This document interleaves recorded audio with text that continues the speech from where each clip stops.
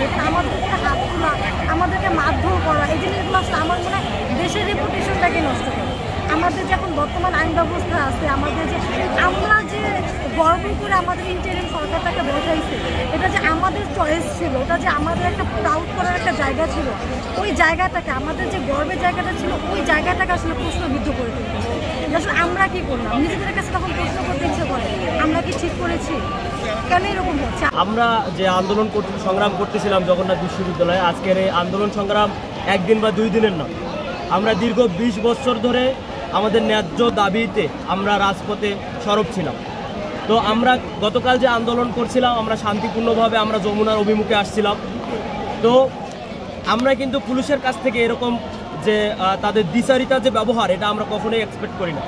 কারণ হচ্ছে কয়েকদিন আগে যে আন্দোলন করলো, এখানে যমুনা অভিমুখে যে আন্দোলন হয়েছিল, তাদেরকে মানে তাদের শীতল পানি সিটি কর্পোরেশন থেকে আরও বিশেষ ব্যবস্থা করা হয়েছিল। আর আমাদের ক্ষেত্রে তারা হচ্ছে জল কামান, তারপর হচ্ছে আপনার হচ্ছে গ্রেনেড, টিয়ারশেল, এগুলো নিক্ষেপ করে আমাদেরকে ছত্রভঙ্গ করে। ইভেন জগন্নাথ বিশ্ববিদ্যালয়ের নাসির স্যার যে হচ্ছে ছাত্রদের প্রতিরক্ষার জন্য বা ছাত্রদের রক্ষার জন্য বুক পেতে দেয়, ইভেন সেই স্যারকেও লাঞ্ছনার শিকার হতে হয়েছে। আমাদের শিক্ষক শিক্ষার্থী সবাইকে আজকে এই জুলাই পরবর্তী সময়ে এরকম একটা দৃশ্য, আমরা যারা হচ্ছে জুলাইয়ের সম্মুখ সারিতে আমাদের যারা ছিল, তাদেরকে এরকম একটা লাঞ্ছনার শিকার হতে হবে, এটা আমরা কখনোই আশা করিনি। আর আমরা আজকে আবারও ওই যতক্ষণ পর্যন্ত না, আমাদের দাবি কিন্তু সুস্পষ্ট, আমাদের 3টা দাবি সুস্পষ্ট, কাজে আমাদের বিবৃতি আসতে হবে সুস্পষ্ট। আমরা ধোঁয়াশামূলক কোনো ধরনের বিবৃতিতে আমরা রাজপথ ছাড়ব না। তো কাজেই উপর মহল থেকে, প্রধান উপদেষ্টা পক্ষ থেকে যদি আমরা আমাদের দাবি দেওয়া মেনে নেওয়া হয়, দেন আমরা তখন আমাদের কর্মসূচি আমরা স্থগিত করব।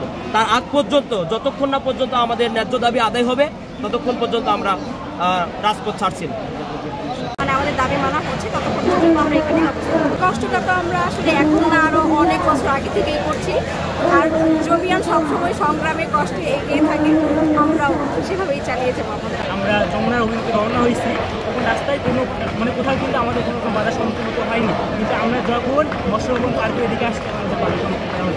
আমরা যখন কাকরাইল মসজিদের সামনে আসলাম, তখন আমাদের উপর অনাকাঙ্ক্ষিতভাবে টিয়ারশেল, জল কামান এবং লাঠিচার্জ করা হলো। কেন? আমাদের সাথে তো আমাদের শিক্ষকরা ছিলেন, বিশ্ববিদ্যালয়ের শিক্ষকরা পিএইচডি সম্পূর্ণ, তাদের উপর কেন ধাক্কাধাক্কি করা হলো, তাদের কেন জল কামান এবং লাঠিচার্জ করা হলো, তার কখনো কাম্য নয়। তারপর যখন আমরা শিক্ষার্থীরা আসলো, কেন তারা টিয়ারশেল নিক্ষেপ করলো? সেকেন্ডলি একটা কথা বলি, যখন রাত্রে আমাদের শিক্ষার্থীরা যখন আমাদের দাবি আদায় যখন রাস্তায় থাকলো, সেই সময় উপদেষ্টা পরিষদ থেকে মাহফুজ সাহেব আসলেন এবং তিনি কি ওই যে বিগত ফ্যাসিস্ট আমলে যেটা হয়েছে সেম কাহিনী আমাদের নীতিবাক্য শোনাইতে লাগলেন। তিনি আমাদের বললেন যে পুলিশ যেটা করেছে তাদের ন্যায্যতার ভিত্তিতে করেছে। ভাই, এখানে আমরা জগন্নাথ বিশ্ববিদ্যালয় থেকে আসছি, একজন বিশ্ববিদ্যালয়ের স্টুডেন্টের উপর লাঠিচার্জ করবে, জল কামান নিক্ষেপ করবে, এটা কোন ধরনের আইনগত বিষয় এবং কোন ধরনের ন্যায্যতা আবার বোধগম্য নয়।